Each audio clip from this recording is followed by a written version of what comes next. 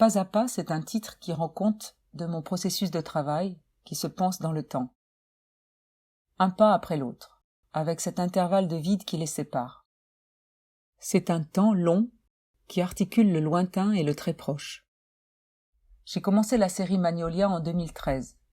Je l'ai poursuivie cette année après 2 ans de pause en développant une technique spécifique, le feuilletage de calque peint recto-verso, superposé et cuit dans des plaques de verre.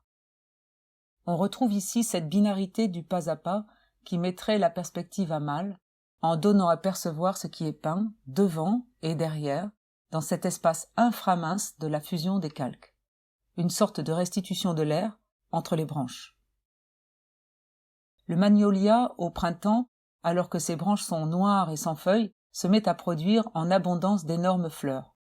C'est la mise en perspective de ces branches et de ces fleurs qui viennent s'enchevêtrer dans l'espace où la perspective n'est plus.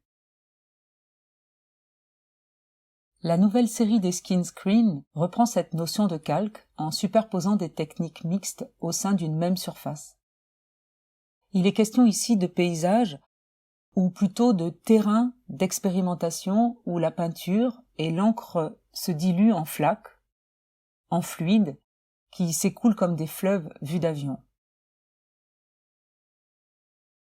La toile posée horizontalement sur le sol est ensuite basculée pour être retravaillée en couches ou bandes fragmentées, créant des ruptures, comme si la terre se fracturait.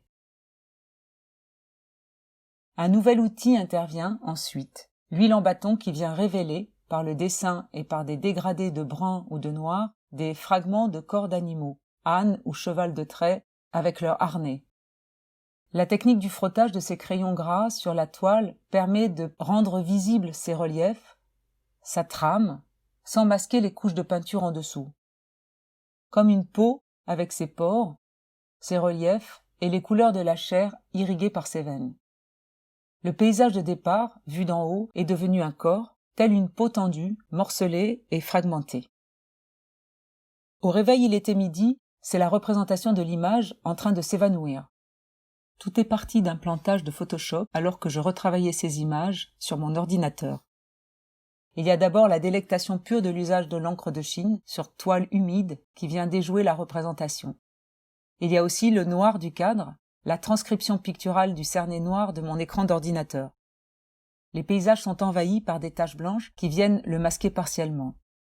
Cette série se déploie dans une multiplicité infinie de vibrations lumineuses et chromatiques dont l'éblouissement est l'enjeu.